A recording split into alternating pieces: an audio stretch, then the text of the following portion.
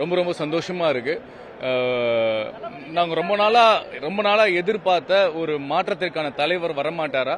ஒரு நேர்மையான ஆட்சி மக்களுக்கு கிடைக்காதா? தமிழ்நாட்டோட அடிப்படை பிரச்சனைகள், அதாவது மக்களுடைய அடிப்படை பிரச்சனைகள் தீர்க்கப்படாதா? வேலைவாய்ப்பு எல்லாத்துக்குமே ஒரு பெரிய மாற்றம் வேணும், ஒரு மாற்று தலைவர் வேணும்னு நினைச்சிட்டு இருக்கும்போது தளபதி விஜய் அண்ணா வந்தாரு. அது இன்னைக்கு சாத்தியமாயிருக்கு. ரொம்ப ரொம்ப சந்தோஷமா இருக்கு.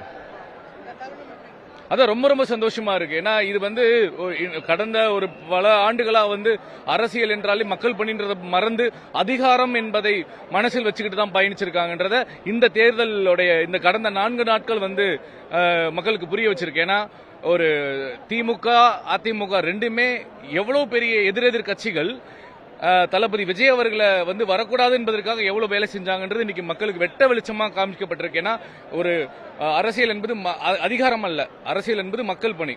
அப்போ மக்கள் தீர்ப்பே மகேசன் தீர்ப்பு, அதை ஏத்துக்கிட்டு அதை பண்ணணும். அதனால இந்த பிரச்சனை நீங்க பார்க்கும்போது இனிமேல் தமிழக வெற்றி கழகத்துக்கு இன்னும் ஸ்ட்ராங்கான ஒரு பெரிய சப்போர்ட் கிடைக்க போகுது.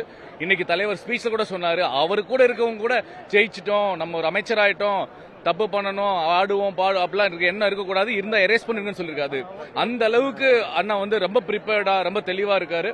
So we are waiting for the good governance and happy life for the future. Thank you so much.